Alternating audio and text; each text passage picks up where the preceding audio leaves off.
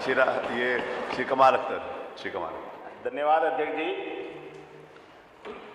माननीय मंत्री जी ने जो अपना जवाब दिया है वो इतना छोटा सा जवाब दे दिया, और जब बजट आया था तो उसमें जो आपके विभाग की बात थी वो इतनी बड़ी थी कि 2025 में घरेलू पर्यटकों की संख्या 1,37,00,00,000, उत्तर प्रदेश पहले स्थान पे रहा, रिकॉर्ड वृद्धि।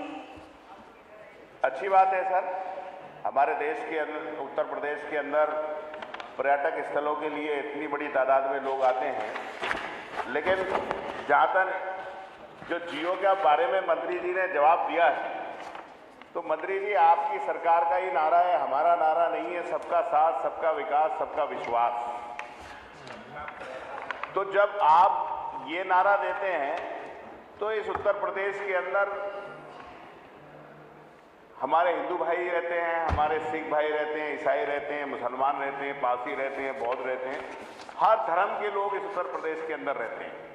और सब लोगों की कहीं ना कहीं अपनी धार्मिक आस्थाएं हैं, और संविधान ने भी हमें उसका अधिकार दिया है, मानने का अधिकार दिया है। तो इस सरकार की भी जिम्मेदारी है कि सरकार अगर पैसा दे रही है किसी धरोहर के जीर्णोद्धार के लिए, ये बहुत अच्छी बात है, आपको बधाई, साधुवाद आप दे रहे हैं। लेकिन मंत्री जी, जब आप शपथ लेते हैं संविधान की तो कहते हैं किसी बिना द्वेष के, बिना उसके कोई मामला मेरे सामने लाया जाएगा, मैं उसको करूंगा। लेकिन आप उस संविधान की शपथ का कहीं ध्यान नहीं रखते। मैं ये बात इसलिए कहना चाहता हूं, मैं आपके माध्यम से पूछना चाहता हूं कि मंत्री जी ये बता दें किस किस धर्म के कौन कौन से धार्मिक स्थलों के जीर्णोद्धार के लिए आपने पैसा दिया।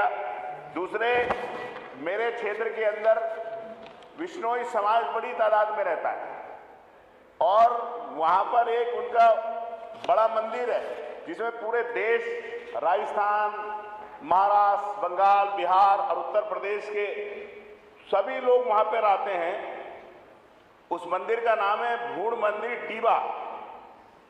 वहां पर कोई भी सरकार की तरफ से हम लोग लगातार मांग कर रहे हैं कि कम से कम 5-7 करोड़ वहां के लिए दे दें, क्योंकि पूरे उत्तर प्रदेश में वहां विश्नोई समाज के लोग आते हैं। और अभी एक बड़े गुरु थे, गुरु राजेंद्रानंद जी महाराज, जिनका अभी स्वर्गवास हुआ, जो अभी स्वर्गवासी हुए। मैं आपसे ये भी कहूंगा कि ऐसे लोग जिन्होंने बहुत धर्म की सेवा की है, बहुत धर्म के लिए काम किया, उनके बड़े अनुयायी पूरे देश के अंदर हैं, तो अगर ऐसे लोगों की प्रतिभा वहां लगाएंगे तो निश्चित तौर पे उस समाज के लोगों के अंदर उनके प्रति जो आस्था थी, भावना थी, वो भी रहेगी। तीसरा, मैं ये कहूंगा कि हमारे यहाँ एक लाडला बात पड़ता है। अभी शिवरात्रि गई है, एक प्रकेटेश्वर धाम है। मंत्री जी, लाडलाबाद आपने वहां पैसा तो दिया हम लोगों के अनुरोध पर, लेकिन साहब वहां मंदिर अच्छा बन जाएगा, वहां पे उसकी व्यवस्थाएं अच्छी हो जाएंगी, लेकिन वहां पर अगर रास्ते जाने के लिए सही नहीं होंगे तो वो भी उस पर्यटक स्थल के लिए कोई अच्छी चीज नहीं है। मैं आपसे ये भी कहूंगा कि बहुत सारा पैसा है कि वहां के लिए रास्ता बनाए। और दूसरा जो है, मेरा आपसे माननीय अध्यक्ष जी के माध्यम से सवाल है, क्या सरकार ये बताने का कष्ट करेगी कि प्रदेश में कितने पर्यटन एवं सांस्कृतिक स्थलों के लिए जीर्णोद्धार सौंदर्यीकरण की घोषणा की गई है, उसमें से कितनी परियोजना निर्धारित समय पर पूर्ण हुई है और कितनी लागत उसमें बची हुई कम होने के कारण लंबित है? क्या सरकार परियोजनावार स्थित सदन के पटल पर रखेगी? भाई कहाँ से कोई सेटिंग है? कई महत्वपूर्ण पर्यटन स्थलों पर मूलभूत सुविधा जैसे शौचालय, हो गया, प्रश्न आ गया, पार्किंग। मैं सर बस एक और सवाल आपसे माननीय 4 तो पूछ चुके हो। माननीय मंत्री जी से पूछना चाहता हूं, क्या आप आगामी समय के अंदर उत्तर प्रदेश के जो किसी भी धर्म के, ठीक है, हो गया, पर्यटक स्थल है, जैसे हमारे यहाँ शाह बुलाकी साहब की एक मदार है चक्कर की मिलक में मुरादाबाद के अंदर, हर हिंदू धर्म के लोग वहां आते हैं सर। और जब उर्स लगता है तो सरकार की तरफ से भी उस पर चादर चढ़ती है।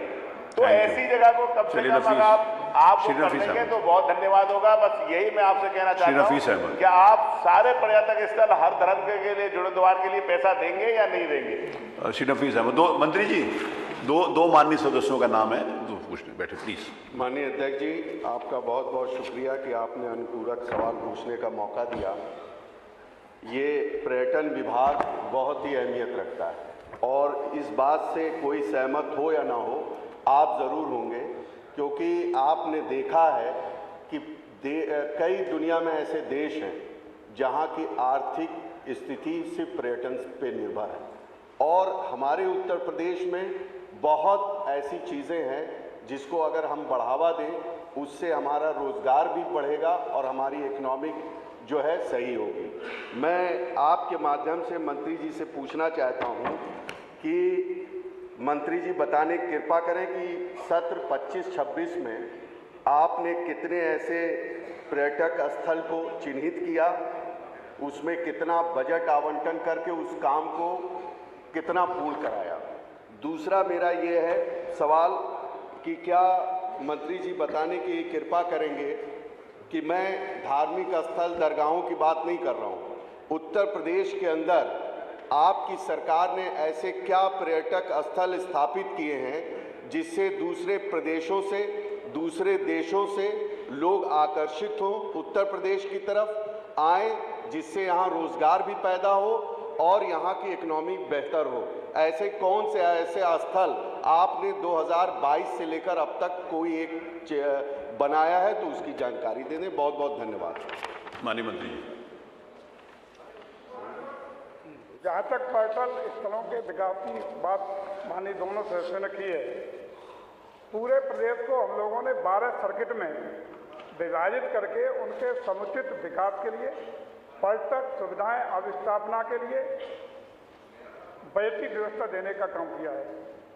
जैसा कि एक चर्चा कर रहे थे कि धर्म और वर्ग के हिसाब से हम लोग निर्णय लेते हैं, इन 12 सर्किट पर भी आप देखेंगे तो इसमें Ramayan circuit, Krishna Braj circuit, Buddhist circuit, Mahabharat circuit, Shaktipeeth circuit, आध्यात्मिक circuit, Sufi Kabir circuit, Jain circuit, Bundelkhand circuit, wildlife और eco tourism circuit, craft circuit और स्वतंत्रता संग्राम सेनानी सर्किट।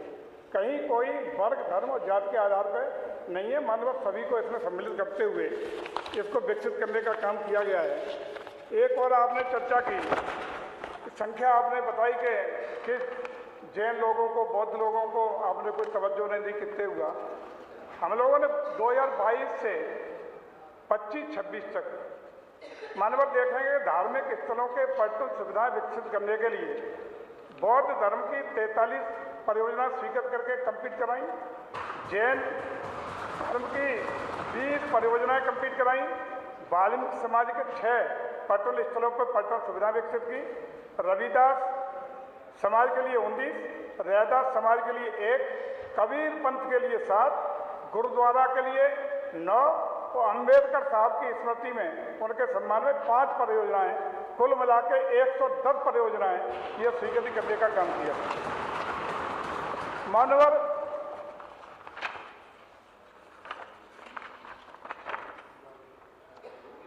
अगर हम लोग 2017 से पहले की बात करें तो आप अगर नजर डालेंगे 17-18 जो आपकी सरकार का अंतिम बजट था, यदि पर्यटन को इतना महत्वपूर्ण ये समझते थे कि जैसे रावणु की अर्जुन की बात कर रहे हैं, प्रदेश में पर्यटकों के बढ़ने से प्रदेश के विकास की आप चर्चा कर रहे हैं, तो उस समय के अगर हालात देखेंगे तो उत्तर प्रदेश में मात्र 24 परियोजनाएं की स्वीकृति एक साल में हुई थी और मात्र 109 करोड़ का बजट का प्रावधान 17 में आपकी सरकार ने दिया था।